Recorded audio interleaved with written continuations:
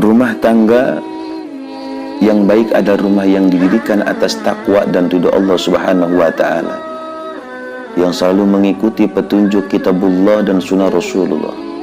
Ketika terjadi pertentangan selalu dikembalikan kepada Al-Quran dan sunnah. Allah Subhanahu wa Ta'ala telah berfirman yang artinya, kemudian jika kamu berlainan pendapat tentang sesuatu, maka kembalikanlah ia kepada Allah dan Rasulullah, maksudnya as-sunnah.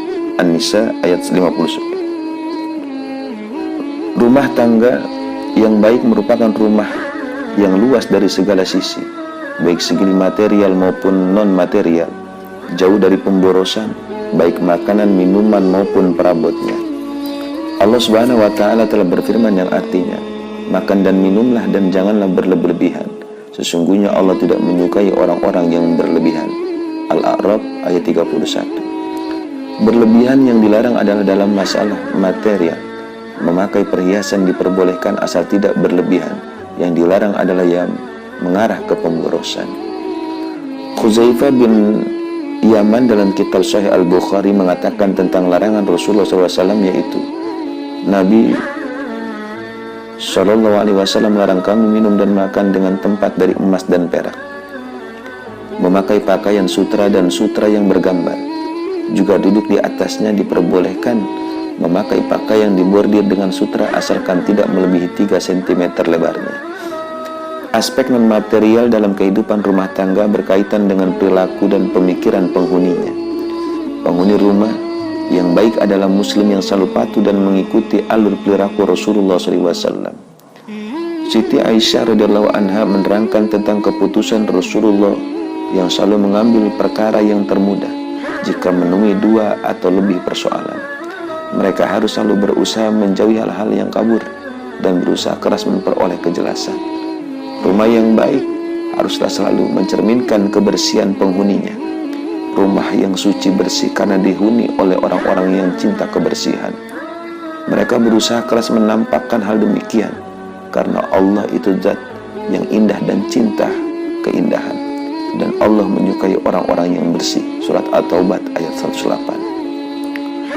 Rumah yang bersih harus terbebas dari segala jenis sampah, kuman atau apapun yang dikategorikan kotor. Rasulullah SAW mengingatkan kita agar jangan menyerupai orang-orang Yahudi yang selalu meletakkan kotoran di rumah mereka. Sahih Muslim dari Abi Hurairah radhiyallahu anhu menyebutkan bahwa Rasulullah SAW telah bersabda, barang siapa membunuh cicak pada pukulan pertama, maka ia mendapat 100 kebaikan. Dalam pukulan kedua kurang dari itu, juga dalam pukulan ketiga kurang dari itu. Kebersihan adalah sebagian dari iman. Rumah ideal dibangun berdasar prinsip sakinah, mawaddah, dan warahmah. Prinsip ini merupakan fondasi awal untuk membentuk masyarakat yang mawaddah warahmah.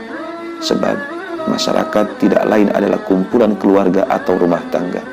Rumah yang demikian akan menampakkan ketenangan, jauh dari keributan dan aneka teriakan. Allah Subhanahu wa Ta'ala telah berfirman yang artinya, dan lunakkanlah suaramu. Sesungguhnya seburuk-buruknya suara ialah suara keledai. Surat Al-Luqman ayat 19. Senyum kepada saudaramu merupakan sedekah bagimu. Hadis riwayat Bukhari. Senyum merupakan perwujudan rasa sayang. Wajah yang selalu berseri akan berpengaruh baik dalam jiwa orang. Rasa kasih sayang, mawaddah warahmah hendaklah menjadi landasan setiap keluarga muslim.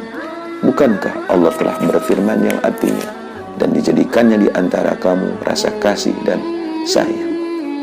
Surat Ar-Rum ayat 21. Tetapi berkasih sayang sesama mereka. Surat Al-Fat ayat 29. Ayat di atas memberikan gambaran tentang masyarakat mukmin yang disifati Rasulullah SAW, yaitu masyarakat yang antara mereka tumbuh rasa cinta dan kasih sayang. Rumah tangga yang baik akan menjadikan anak-anak sebagai orang-orang yang tanggung jawab. Masing-masing anggota keluarga mendapatkan tugas dan bagian tanggung jawab tersendiri. Anak-anak diberikan tempat tidur tersendiri, dan tanggung jawab terutama dalam menjalankan perintah agama telah ditanamkan sejak dini. Rasulullah SAW telah bersabda yang artinya, perintahkan anak-anakmu untuk melakukan sholat ketika berumur 7 tahun, dan pukullah mereka untuk melakukan sholat ketika berumur 10 tahun. Juga pisahkanlah tempat tidur mereka masing-masing. Hadis riwayat Abu Dawud. Rumah tangga yang baik akan menjadi tempat dan wadah alami pembentukan kepribadian anak. Di rumah itulah pendidikan anak yang ideal akan tercapai. Fisik dan psikis anak akan tumbuh dengan baik dan benar. Rasa cinta, belas kasih, mawahdah, dan solidaritas akan tumbuh di rumah tersebut. Memang panti asuhan atau panti-panti penitipan anak yang lain menyediakan sarana yang lebih lengkap daripada yang dapat disediakan keluarga. Tetapi itu hanya berupa sarana fisik semata. Sentuhan-sentuhan kejiwaan yang mengarah ke perkembangan jiwa dan kepribadian anak sama sekali tidak ada. Itu sebabnya hanya didapatkan dalam keluarga yang suasananya mendukung.